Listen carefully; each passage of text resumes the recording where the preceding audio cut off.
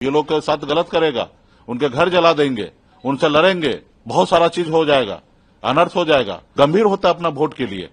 हम यहाँ पे देखे, कई इलेक्शन हमने देखा है कि यहाँ पे कैंप लगता है, अलग अलग गुट बन जाता है, अपने अपने गुट के लिए, अपने अपने समर्थक के लिए, अपने अपने पार्टी के चाहने वाले लोग के लिए वोट गिराने के लिए खून पसीना बहाने के लिए तैयार रहता है, उतावला रहता है। उस जगह पे अगर मान लीजिए किसी भी पक्ष का आदमी हो तो उसका अगर वोट कट जाए और किसी को वोट देना चाहता हो, वहां पे उनको वोट देने के लिए नहीं मिलेगा, यहाँ 2-4 आदमी का नाम मिसप्लेस हो जाता तो बूथ पे हंगामा हो जाता है। ये सरकार आंकड़ा पेश करे, डाटा पेश करे कि उनको कैसे पता है कि कौन बांग्लादेश से आके, म्यांमार से आके, कहां से, पाकिस्तान से या चाइना से, कहां से, नेपाल से, कहां से लोग आए, कौन आए हैं, उनकी डाटा जारी करना चाहिए ना। और रहा कि ये किनकी जवाबदेही है। राज्य में आपके 20 साल से एनडीए की सरकार है, भारत सरकार है, आपके 11 साल से आपके पास सरकार है। अगर ऐसे अगर दूसरे कंट्री के लोग अगर आके हिंदुस्तान में अगर बस गए, घर बना लिए, वोटर आईडी कार्ड बना लिए, आधार कार्ड बना लिए, तो सरकार को तो डूब मरना चाहिए, चुल्लू भर पानी में डूब मरना चाहिए ऐसे सरकार को, जिनसे कंट्रोल नहीं हो रहा, देश के सीमा जो सुरक्षित नहीं है। इसका मतलब तो पहले वो डाटा तो जारी करे। खाली आप किसी को सिर्फ अभी आप जो काम गलत कर रहे हैं उनको खाली जस्टिफाई करने के लिए इस तरीके का बात रख रहे हैं, तो ये तो सरासर गलत है। और रहा कि हम मना कहाँ कर रहे हैं करने के लिए। अगर इसमें अगर ये वोटर में अगर 2 करोड़ 1.5 करोड़ लोग अगर बांग्लादेशी है, पाकिस्तानी है या अन्य देश के लोग हैं, तो ये जवाब कौन देगा? ये भारत सरकार को देना है। अगर ऐसा हुआ तो ये तो घोर अनर्थ हुआ है। इसी वोट पर तो 2024 में चुनाव हुआ है। अगर इस 2024 में चुनाव हुआ और ये बांग्लादेशी आके वोट गिराया है तो ये तो बहुत घोर अपराध हुआ है। तो ऐसी जगह पे 40 के 40 सांसद का इस्तीफा लेना चाहिए, उसका सदस्यता समाप्त करना चाहिए। ये पहले ये काम उनको सुनिश्चित करना चाहिए। और ये आंकड़ा कैसे, कहां से आपको मिला है कि इस कंट्री से है? तो सरकार अपने गिरेबान में पहले झांकना चाहिए और फिर आंकड़ा जारी करना चाहिए। ऐसे नहीं फर्जी सोशल मीडिया पे, व्हाट्सएप यूनिवर्सिटी में कुछ भी आप डाटा भेज दीजिएगा, ऐसा नहीं है। आप लिखित में लाइए ना भाई। आप कह रहे हैं कि किशनगंज में, अररिया में आधार कार्ड 100% से जगह 125% बना है, तो आप ये कैसे जनगणना डिसाइड करते हैं कि 2011 में ही लास्ट जनगणना हुआ है, तो आप कैसे डिसाइड कर रहे हैं कि ज्यादा बना है कि कम बना हुआ है? क्योंकि आधार कार्ड का जो पॉलिसी है, आधार कार्ड बनाना कैंसिल करने का पॉलिसी नहीं है। तो जो आदमी जीवित है उसका भी आधार कार्ड अभी है, और जो मर गया, मृत हो चुका, उनका भी आधार कार्ड रखा हुआ है। आप आधार कार्ड का डिलीट करने वाला कोई ऐसा प्रक्रिया नहीं है।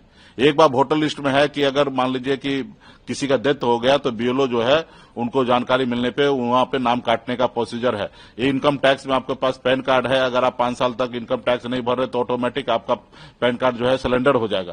तो ये सब प्रोसीजर है, वो आधार कार्ड के साथ है नहीं। तो एक माहौल बनाया जा रहा, परसेप्शन बनाया जा रहा, हिंदू मुसलमान का बताया जा रहा। आप अररिया और किशनगंज और कटिहार के बारे में क्यों बात कर रहे हैं? आप बक्सर के बारे में क्यों नहीं बात कर रहे? आरा के बारे में क्यों नहीं बात कर रहे?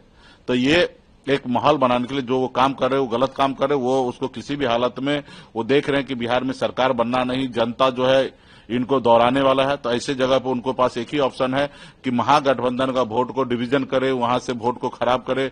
बहुत सारे जो उनके वोटर है उनको पता है कि ये बूथ पर महागठबंधन हमेशा लीड करने का काम कर रहे हैं। यहाँ से 10 आदमी 15 आदमी का कैसे नाम काटना है उसके ऊपर वो लगे हुए हैं। लेकिन बिहार की धरती है, ऐसा बिल्कुल ही नहीं होना चाहिए और ना ही हम लोग होने देंगे। यदि अगर जोर जबरदस्ती से अगर कर लेंगे, क्योंकि अभी जोर जबरदस्ती कर रहे हैं, इतना सारा सवाल जवाब हम लोगों का है। चुनाव आयोग ऐसा लग रहा है कि भारतीय जनता पार्टी का सदस्य बन के, भारत सरकार का सदस्य बन के काम कर रहे हैं, जबकि वो एक स्वतंत्र पैनल है।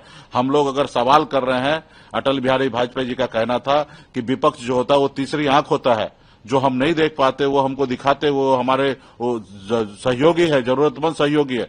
आज कोई मानने के लिए तैयार नहीं। हम इतना सवाल कर रहे हैं, एक बार भी चुनाव आयोग आके प्रेस कॉन्फ्रेंस कर रहा है कि हम इस तरीके से कर रहे हैं? हम बता रहे हैं कि कल अगर तक आपके पास परसों 80% तक अगर आपने फॉर्म अगर कलेक्ट कर लिया तो उसमें हमको बताइए कि 11 डॉक्यूमेंट के तहत आपने कितना फॉर्म जमा किया है और कौन सा फॉर्म जो है बगैर पेपर के डॉक्यूमेंट जमा किया है। बगैर डॉक्यूमेंट का जमा किया हुआ फॉर्म क्या वैलिड है या 11 फॉर्म के साथ वैलिड है? अगर बगैर फॉर्म जमा किए, पेपर जमा किए, अगर फॉर्म वैलिड है तो आप आदेश निकालिए। मौखिक नहीं ना चलेगा। सरकार है भाई, ये सरकार है। किसी का घर का मामला थोड़े कि मौखिक कुछ भी हो जाएगा। ये सरकार है। सरकार में कोई भी काम करना है, एक चपरासी को भी अगर सस्पेंड करना तो आदेश निकलता है। ऐसे मौखिक नहीं होता। तो इसके लिए उनको आदेश निकालना चाहिए कि हमको अभी आधार कार्ड भी एक्सेप्ट है, पैन कार्ड भी एक्सेप्ट है, हमको वोटर लिस्ट भी एक्सेप्ट है, उनको सारा चीज उनको बोलना चाहिए। या बगैर पेपर का ही एक्सेप्ट है, अगर बगैर पेपर का ही एक्सेप्ट है तो भाई करा क्यों रहे? इससे तो प्रॉब्लम सॉल्व नहीं हो रहा। बॉम्बे में रह रहा, दिल्ली में रह रहा, उसका भी वोटर लिस्ट में नाम आ रहा है, जुड़ा जा रहा है। मेरा स्वयं, हम पटना में रहते हुए हमने जांच करने का कोशिश किया कि भाई इसमें बताइए कि इसमें हमारा डॉक्यूमेंट जमा हो रहा कि नहीं हो रहा। इजिली हो गया। मेरे वाइफ जो है बॉम्बे में है, उनका भी इजिली से डॉक्यूमेंट जमा हो गया। आप लोग जमा नहीं किए थे? मैंने करवाया, लेकिन मेरा साइन नहीं है। मैं तो बाहर हूं, उसके बाद भी जमा हो गया, जबकि वहां पे लिखा हुआ है कि फिजिकल आदमी को रहना है।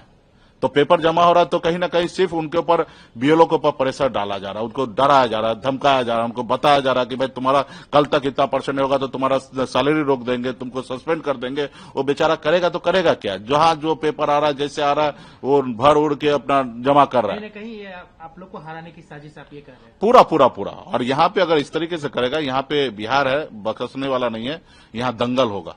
और ये इसका जवाबदेही जो है ना, वो चुनाव आयोग भारत सरकार का ही है, सरकार का है कि बिहार में अगर इसके, क्योंकि बिहार ही जो है ना, ये वोट के मामले में बहुत गंभीर है। किसी भी जाति धर्म का हो, अगर 5 गो 10 गो वोट वो आदमी है और उसका आप काट दीजिएगा तो फिर यहाँ पे लड़ाई होगा। आप अभी मान लीजिए कि कोई बीएलओ के पास पेपर जमा हो रहा है, आप मना भी नहीं कर रहे कि ये डॉक्यूमेंट नहीं जमा करना है, वो जमा इजिली आप पेपर ले रहे हैं, और कल जाके उसका नाम अगर छांट दीजिएगा, वो आदमी बीएलओ के घर पे चला जाएगा, बीएलओ के साथ गलत करेगा, उनके घर जला देंगे, उनसे लड़ेंगे, बहुत सारा चीज हो जाएगा, अनर्थ हो जाएगा। तो ऐसे जगह पे आप कहना चाह रहे हैं कि अगर इस तरीके से हुआ, लोगों का राइट के साथ खेला हुआ, तो फिर यहाँ पे दंगा फसाद कुछ भी हो सकता है। और कोई भी जाति धर्म के लोग करेगा, और वो गंभीर होता है अपना वोट के लिए। हम यहाँ पे देखे, कई इलेक्शन हमने देखा है कि यहाँ पे कैंप लगता है, अलग अलग गुट बन जाता है, अपने अपने गुट के लिए, अपने अपने समर्थक के लिए, अपने अपने पार्टी के चाहने वाले लोग के लिए वोट गिराने के लिए खून पसीना बहाने के लिए तैयार रहता है, उतावला रहता है। उस जगह पे अगर मान लीजिए किसी भी पक्ष का आदमी हो, तो उसका अगर वोट कट जाए और किसी को वोट देना चाहता हो, वहां पे उनको वोट देने के लिए नहीं मिलेगा। यहाँ 2-4 आदमी का नाम मिसप्लेस हो जाता तो बूथ पे हंगामा हो जाता है, उसको कंट्रोल नहीं करता। अगर मान लीजिए दर्जनों 150 की संख्या में किसी का नाम नहीं है और वो वहां पे वोटर लिस्ट में, तो वहां पे बहुत बड़ा लड़ाई का जगह हो जाएगा, और ये पूरे बिहार में होगा। तो ये किसी के भी कंट्रोल में नहीं रहने वाला है। तो इसको देखते हुए चुनाव आयोग सही निर्णय ले, राज्य का हित में निर्णय ले, बिहार के जनता के हित में निर्णय ले, किसी भी पॉलिटिकल पार्टी के हित में निर्णय ना ले। अगर आप ये वीडियो YouTube पर देख रहे हैं तो हमारे चैनल को सब्सक्राइब कर बेल आइकन दबाएं, और Facebook पर देख रहे हैं तो हमारे पेज को लाइक करें।